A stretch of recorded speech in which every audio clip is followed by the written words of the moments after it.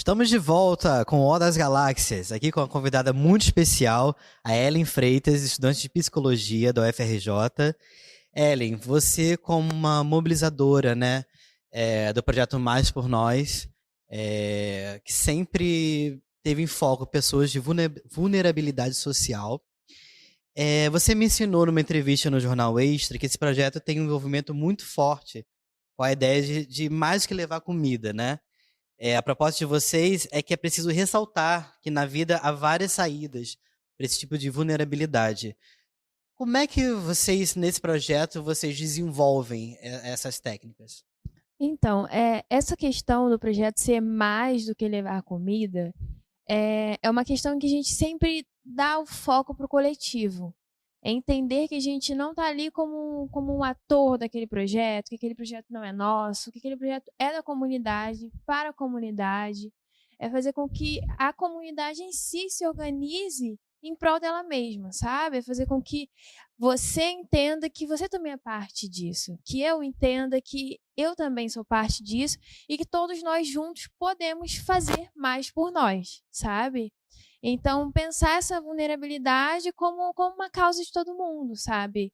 É uma vulnerabilidade, por mais que não esteja faltando comida na minha mesa, tá faltando comida na mesa do meu vizinho, Você sabe? pode estar em situação de privilégio, mas na verdade não tem nenhum privilegiado ali, né? O Exatamente. problema de um é um problema de todos. Então, o privilégio de um também é um privilégio de todos. É isso, Exatamente. né? Então, não tem ninguém ali com mais importância. É um projeto que, de fato, todos metem a mão na massa e todos estão ali para ajudar. Com Já certeza. teve casos de pessoas que começaram em situação ali vulnerável, conseguiram sair daquela situação e hoje em dia fazem parte do projeto ajudando outras pessoas? Então, o que acontece é que o pessoal que recebe, às vezes, né, que mora lá no Sem Terra, quando a gente vai lá, a realização, eles também ajudam. Hum. Então, por exemplo, a gente foi entregar uma cesta básica, a pessoa pegou a cesta básica dela e ela já volta ajudando a organizar a fila, já volta buscando o idoso, que às vezes tem dificuldade de ir, ou pega a cesta básica para o idoso. Então, a própria comunidade se engaja nessa ação, sabe? O nosso excelentíssimo presidente Jair Bolsonaro deu uma declaração falando que fome para valer não existe no Brasil. Talvez não no condomínio dele, mas, né? A partir do seu lugar como trabalho social, tem sentido o que ele falou? Como você também se sentiu ao ouvir esse tipo de declaração de uma pessoa que exerce um cargo tão importante no nosso Aham. país? É revoltante, né? No mínimo. No mínimo revoltante.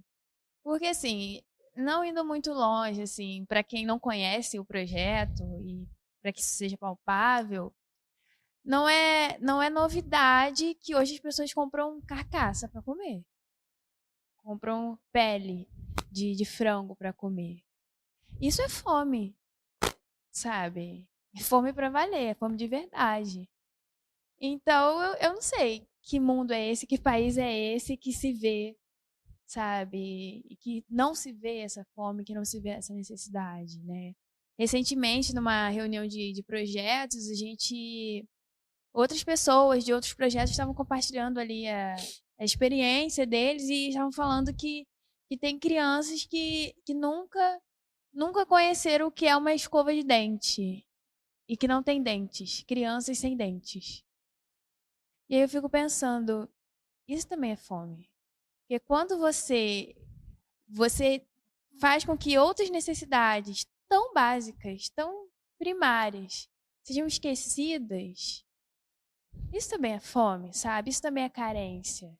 Para valer, de verdade. Então, é no mínimo revoltante. Você disse tudo agora, Ellie. Há de fato uma carência não só de alimentos, mas uma carência afetiva, uma carência intelectual muitas vezes, uma carência de empatia, né? De você saber se colocar no lugar do próximo e entender que de repente a sua realidade não é a realidade dos demais. Você precisa enxergar. É muito Com complicado. certeza. Bom, falando do governo Bolsonaro, LGBTfobia é uma das questões mais problemáticas, né? A comunidade LGBTQIA+, é vulnerável por uma série de fatores desde a infância. No seu projeto, que tipo de vulnerabilidade nesse setor vocês têm encontrado? Vocês têm encontrado, de fato? Fala um pouco sobre isso. Sim, assim, também nós temos encontrado isso. Mas fico pensando, assim, como as carências e as vulnerabilidades, elas estão impregnadas umas nas outras, sabe? E como que às vezes uma coisa acaba sobressaindo a outra, uma vulnerabilidade acaba sobressaindo a outra. Então, talvez, assim, a falta de oportunidade, fico pensando, assim, pessoalmente, né? A falta de oportunidade, talvez uma segurança financeira, faz com que aquela pessoa, faz com que essa questão de gênero, de sexualidade, não apareça porque não existe segurança financeira, sabe? Então, assim, como que às vezes a pessoa vai se sentir segura para se expressar e, poxa, se eu for quem eu sou de verdade e a minha família não me aceitar e me colocar para fora de casa, eu vou para onde? Sabe? Então, eu percebo que talvez essas coisas estejam um pouco realocadas para que faça sentido aquela pessoa e ela tenha um mínimo de segurança também. E falando, né, do projeto de uma maneira geral, assim, desses 2 anos para cá, quais são os frutos que você acha que vocês já colheram com atendimento, com assistência social, psicológica que vocês dão? O que que você reparou que, assim, você, sei lá, de repente mais te orgulha dentro do projeto? Ai, tantas coisas. Mas assim, uma coisa que agora dizendo a partir de quem estava ali desde o início e de que ajudou a pensar a construção do projeto, né? É importante dizer que eu não participo sozinha e não pensei sozinha nesse projeto. Foi uma ideia da Rayane Pereira, que pensou esse projeto e Também eu moradora de Belfort também Roxo, né? moradora de Belfort Roxo. E pensou esse projeto, aí eu falei, vamos junto. E a partir daí a gente pensou e outras pessoas se uniram a nós. Mas a partir desse lugar, eu gosto muito de ver a maturidade que nós conseguimos alcançar. Porque ninguém pegou a nossa mão e falou, é assim que faz, é assim por esse caminho, Vocês sabe? foram aprendendo na prática. A gente aprendeu fazendo.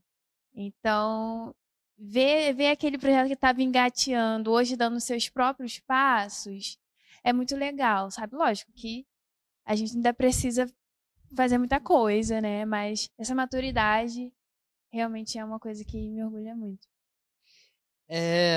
Voltando um pouco para a pauta LGBTQIA+, o Jean Willis, né, ex-PSOL, ele deixou o Brasil depois que ele sofreu várias ameaças de morte, a família dele, né, sofreu ameaça de morte. Ele acabou não assumindo o mandato dele, com o Davi Miranda, também do PSOL, assumindo o cargo dele. Na última eleição, o Davi não conseguiu se eleger. Ao mesmo tempo, a gente tem a Erika Hilton, né, que é uma mulher trans, e que foi a vereadora mais votada do Brasil em 2020, e eleita agora recentemente em 2022, nessas eleições, deputada federal. Outro nome é o Eduardo Leite, né, que é um governador eleito pela segunda vez. Como é que você enxerga a dificuldade de representação do público LGBTQIA+, na nossa política, na política brasileira?